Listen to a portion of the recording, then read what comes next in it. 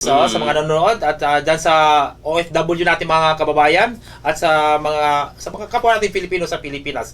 Kasama po natin ngayon ang National President for 2024 po ng The Fraternal Order of Eagles, Philippine Eagles, si Kuya Ronald de los Santos po. Kuya Ronald, yes, good afternoon. Good morning. Good afternoon. Good afternoon, Yes, Kuya Kuya. Attorney. At sa lahat ng nakikinig ng Bombo Radio, good afternoon po. Good afternoon, Kuya Ronald. Opo. Ano bang gusto mong i-bawi as a new president ng the Fraternal Order of Eagles, newly elected? Ano yung mga plano natin, Kuya Ronald, sa Pilipinas at sa abroad ng ating mga kababayang Filipino? Number one, Kuya Attorney, ako'y nananawagan sa lahat ng mga members ng the Fraternal Order of Eagles, Philippine Eagles Incorporated, na magkaisa tayo mga kuya at ate ko para sa ating goal na humanitarian services through our guiding principle, service through strong brotherhood.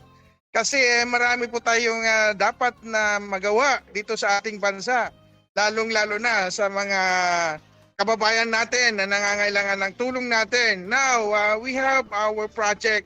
Ilalaunch na po natin yung 1,000 Days Coalition Program for the children. At kami nananawagan sa lahat ng mga kuya at ate na suportahan itong proyektong ito kasi ito ay continuous and sustainable project. Kaya this is a big challenge in our part as a member of the Fraternal Order of Eagles, Philippine Eagles Incorporated, Kuya Attorney.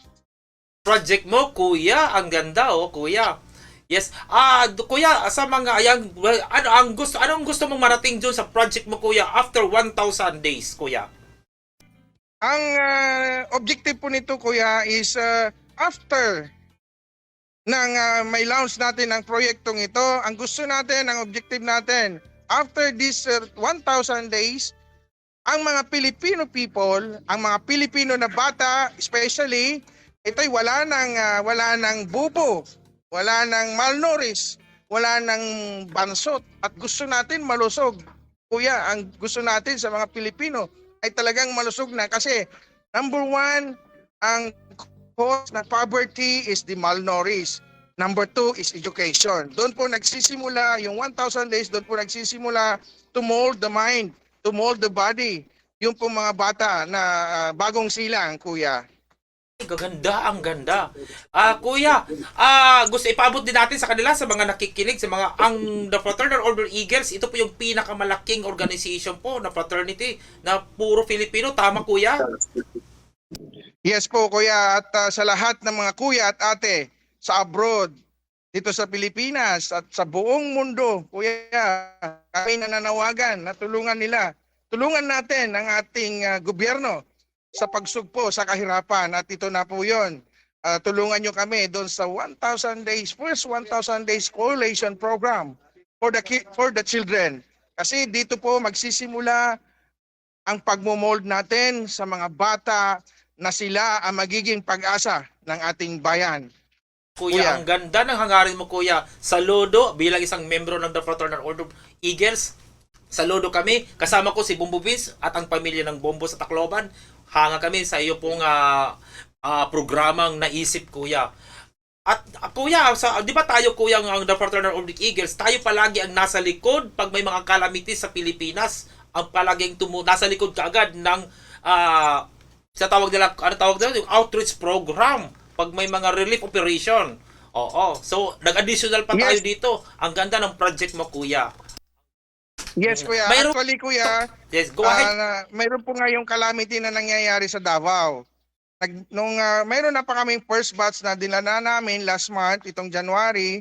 And ngayon, lalong lumalala yung problema ng flood sa Davao. And we are planning to have another batch to help these kababayan natin sa Davao. Kaya ito ngayon at nangangalap ulit kami ng lahat ng gustong tumulong para sa proyektong ito kasi, Kuya, tayo yung organization natin, the Fraternal Order of Eagles, Philippine Eagles Incorporated, Kuya, tayo po'y lumilipad para tumulong sa lahat ng nangangailangan ng tulong natin, Kuya. Thank you. May mensahe ka, Kuya, sa ating mga nakikinig, sa ating mga OFW na nakikinig ngayon at sa mga kababayan natin at mga Eagles. Anong mensahe mo, Kuya? sa lahat ng mga kababayan natin, lalong-lalo na sa ibang bansa, yung mga OFWs natin. Magkita-kita tayo dyan. Alam ko darating ako dyan sa inyo at may mga magagandang balita ako para sa inyo in favor of the OFW. And of course, tulungan natin ang ating bansa para sa kinabukasan ng ating mga magiging anak, mga apu-apuhan natin. Kasi wala na tayong ibang gagawa niyan kundi po tayo. Tayong mga Agila, tayong mga Pilipino, magtulong-tulong tayo. Ako'y nananawagan mga kuya at ate ko. This fight is for the Filipino people, for our country, and of course, for God. Thank you, Kuya Ronald. Thank you, National President. Thank you po sa iyo pong mensahe, sa iyo pong ideas, at sa iyo pong leadership. Nasa likod niyo po, ako bilang isang membro ng Fraternal Order of Eagles at ang ating pong mga kasamahan na kuya sa buong Pilipinas at sa iba't ibang parte ng mundo. Thank you so much at saludo ako sa iyo pong ginawang project. Hoping, looking forward po sa after 100 days, 1,000 days, ito po ay isang pong magandang proyekto. Thank you. Inanyayahan po namin kayong mag-like and follow po sa Facebook page Attorney Nilcia Ano Ang Dapat.